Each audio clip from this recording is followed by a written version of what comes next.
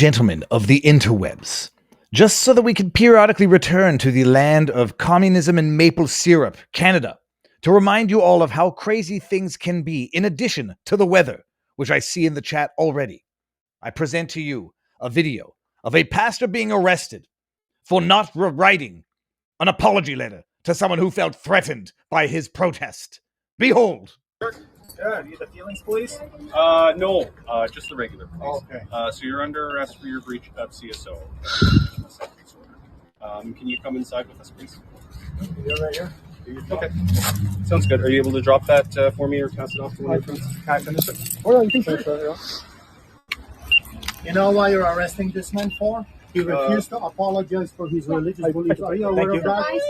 I am not aware of He's the specifics. protecting your children and your grandchildren. A modern day Nazi. Do you guys understand how absurd this is? This is so sad.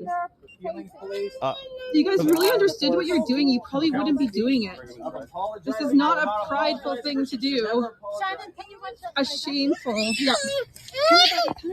It's okay, buddy. It's okay. We'll turn the volume down and I'll just explain to everybody who's listening on podcast what we're witnessing. A man getting arrested because he refused to write an apology to someone who felt intimidated, threatened by his protests. I'll put that on pause now. You might not have heard it. The CSO is a conditional sentence order. Basically, not probation, but from what I know, it's sort of like you can avoid jail time if you agree to something. You might not have heard about this story, not for lack of coverage. We've been a little bit distracted by things in these United States of America, which are, interesting these days, given what's going on with the pipe bomber situation. But if you didn't hear about this is reported in Western Standard. And, just as bad as you think it is in the States, it could be worse, people. You could be living in Canada. In addition to the rampant communism and authoritarian statism government overreach, you also have sub-zero temperatures and no sun for 6 months a year. Calgary pastor arrested after refusing to apologize to librarian. You didn't read that wrong, but I'll get you on. It's always the contempt. They get you on the contempt when you don't abide by a court order that itself is absolute tyrannical hogwash. Think back to Artur Pawlowski, who had a court order requiring that when he exercised his First Amendment rights, or in Canada they call them freedom of speech, when the government allows it, whenever he was exercising his freedom of speech, he was compelled to issue a statement written by the judge as relates to COVID, medical consensus, vaccination safety, etc., quarantine requirements. He could exercise his free speech, but whenever he was criticizing the government, he was compelled to issue a PSA, public service announcement, for and on behalf of the government. And when he didn't do that, it would have been contemptuous. It was overturned in appeal, as I suspect this will be, if it gets there. A Calgary pastor was again arrested for refusing to apologize to a librarian under a court order. Derek Reimer, who was arrested Wednesday, was on a year-long house arrest that would have ended this month. At a court hearing last week to discuss the conditions of his sentence, Reimer was ordered to write an apology letter to the library manager, Shannon Slater, which he had until the end of the week to write. I'm not swearing yet. It's still too early in the show. What in the ever-loving name of sweet, merciful hell is going on? This is like when the bullies in elementary school become the government when you're an adult. You're going to write an apology letter, sir. And if you don't do that, you're going to have detention. Except in Canada, as an adult, detention is jail time.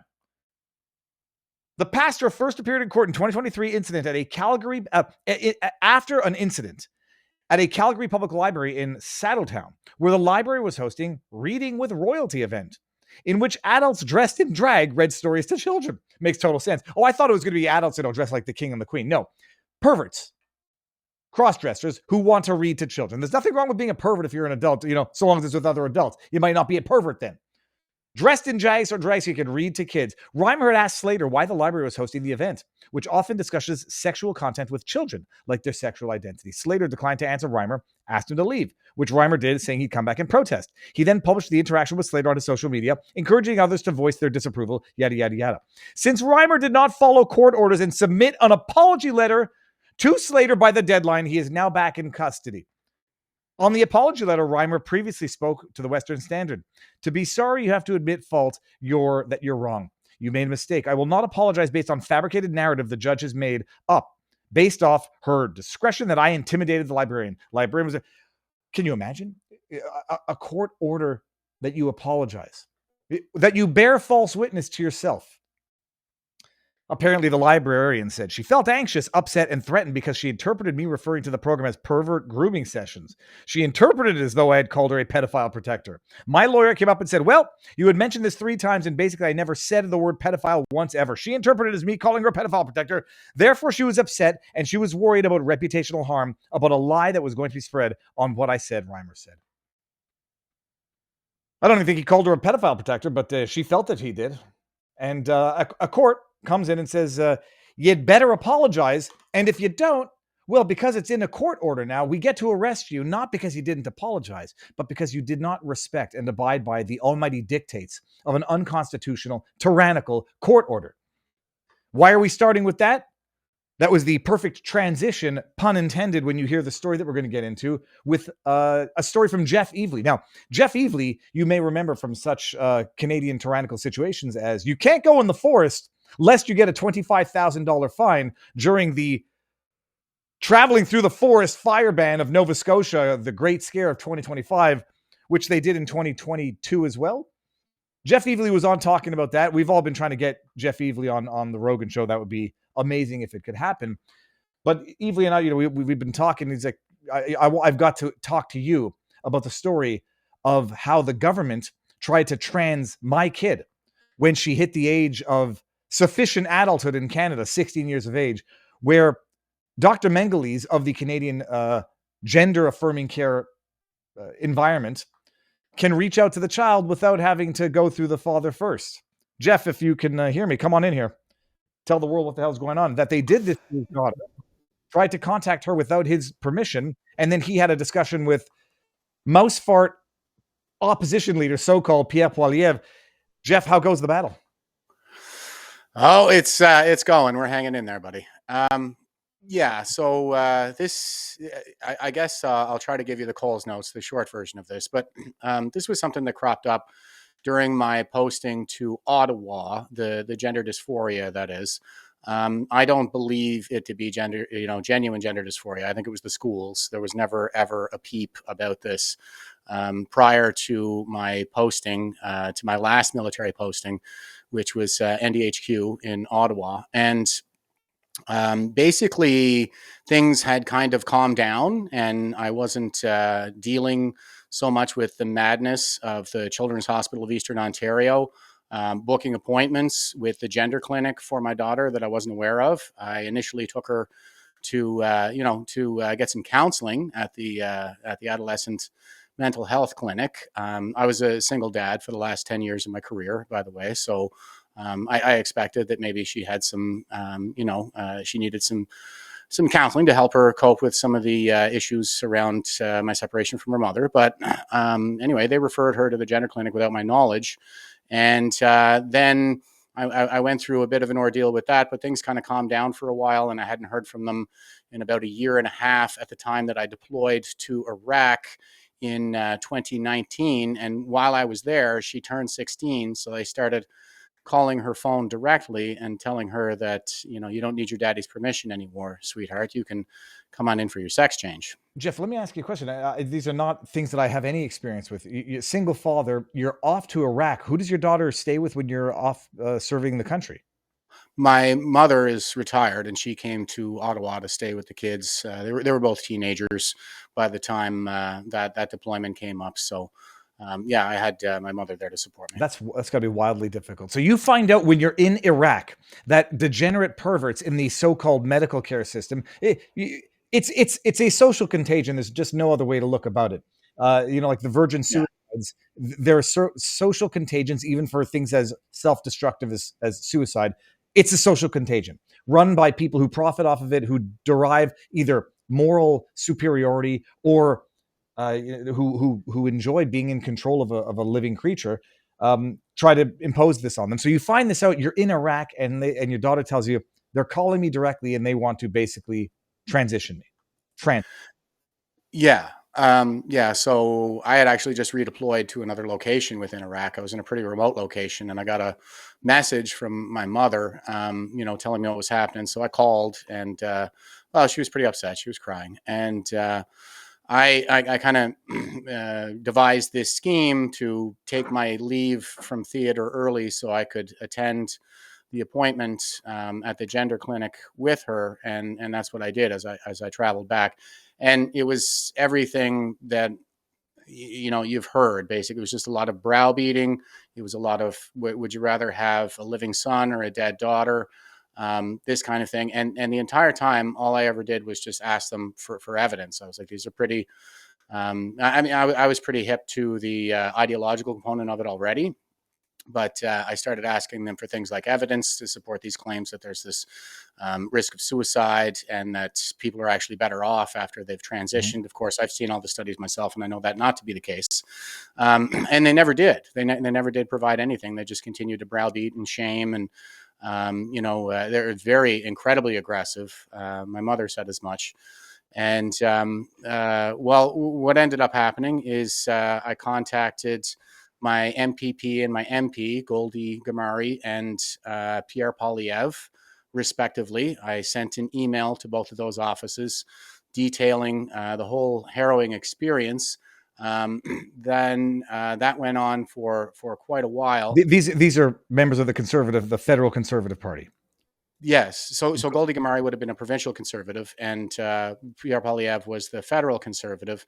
And initially, they told Goldie Gamari's office to run with it, and they just sent it back to the healthcare system and said, like, is this supposed to happen? And the healthcare system was like, yes, absolutely. This is the way that we conduct our business. And I went back to Pierre Poilievre's office and I said, you have a vote coming up on this conversion therapy bill that would have any parent who doesn't want to give their child a sex change or who intervenes in this process to avoid having a sex change inflicted on their child to impose a 5-year jail sentence on them. So it was Jordan Peterson has since said it effectively criminalizes I say psychotherapy, any form of therapy, because what the psychologists, psychiatrists, counselors are required to do is affirm mental disorders and not treat via therapy those very same mental disorders. Like telling an anorexic girl she's too fat because you have to affirm it, because to tell her she's sick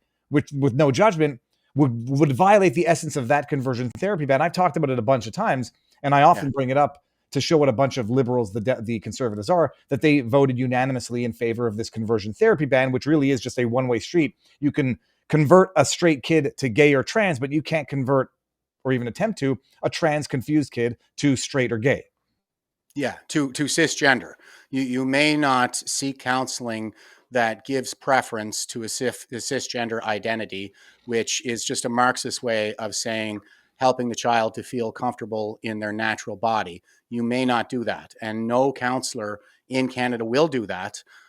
They have to refer your child to the gender clinic where the biomedical transition begins: puberty blockers, hormones, cross-sex hormones, and surgeries. And as you're aware, I mean, there are probably well over 1,000 adolescent girls who've had their breasts removed already. Now, my daughter, she's 22, and she just had her breasts removed a couple of months ago. But I kept her safe as long as she was under my roof. And I think the real story here is not only did the Conservatives vote unanimously to jail any parent who tries to protect their child, but Pierre Poilievre did so knowingly, because I personally told him my story. He refused to read a letter out on the floor of the House of Commons that I offered to write for him.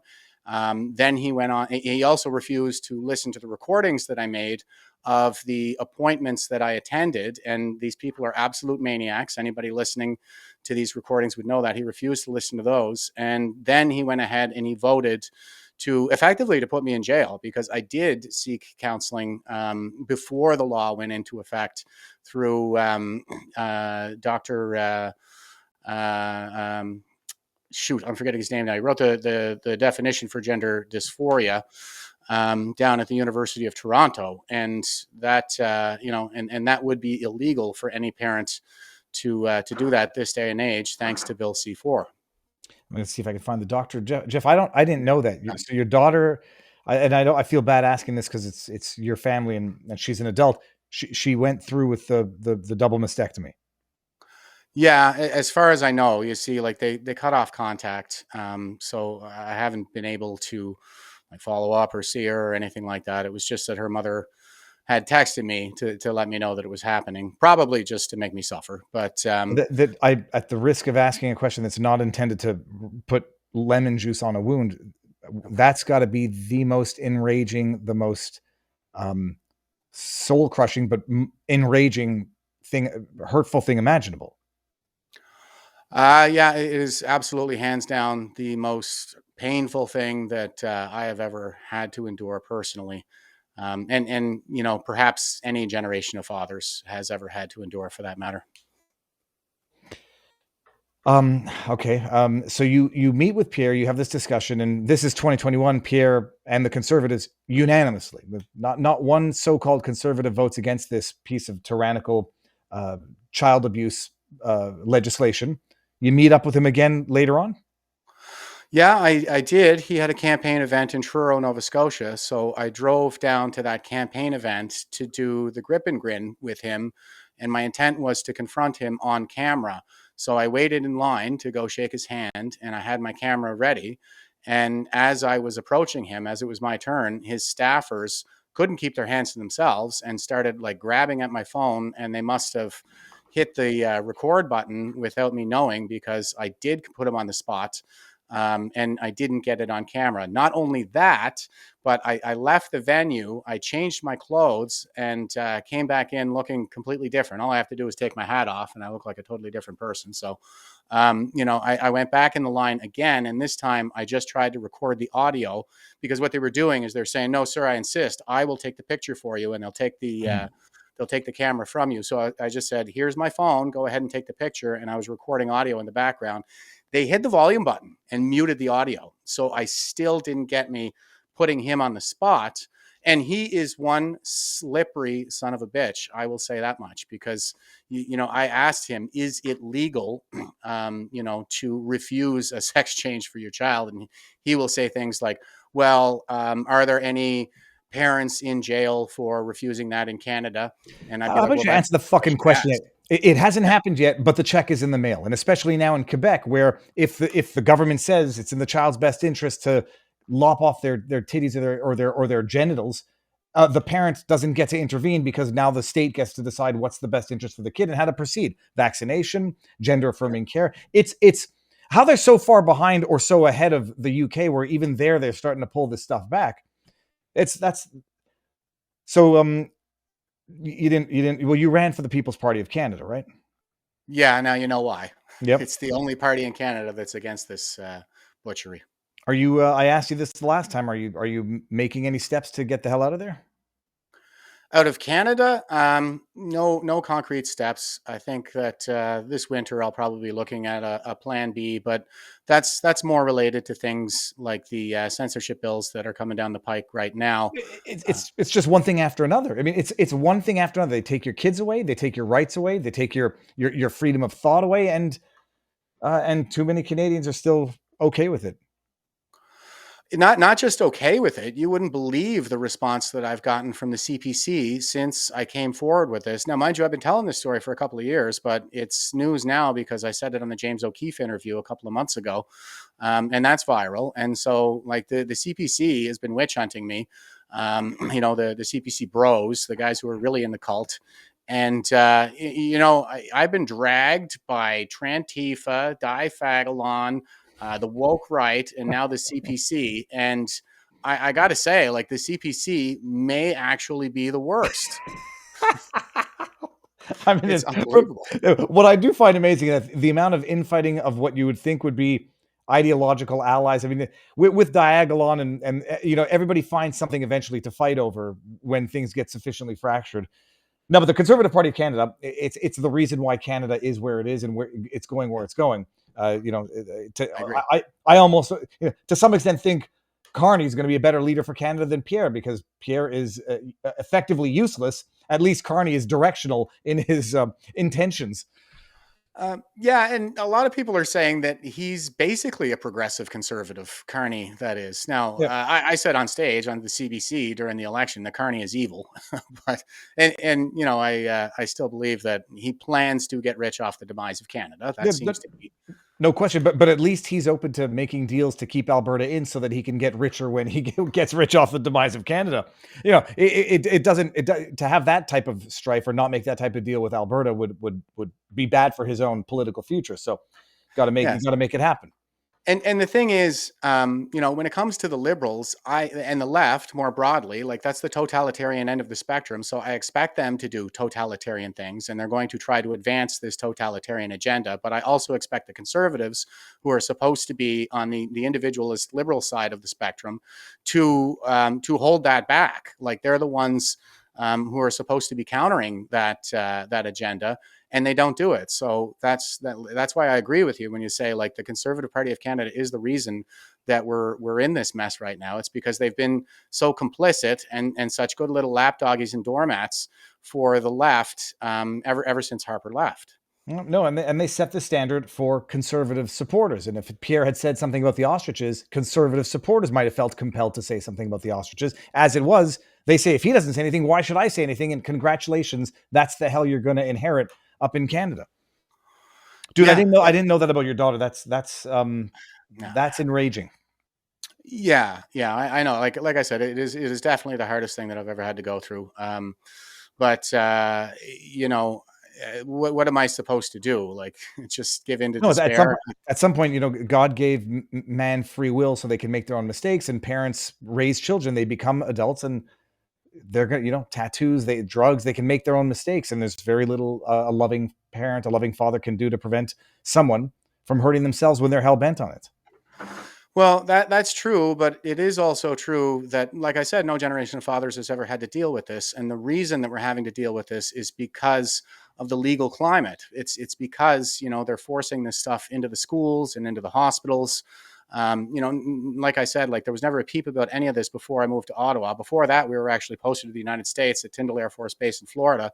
And I mean, I coached her cheerleading for 3 years. She was a girly girl who wanted to do girly things.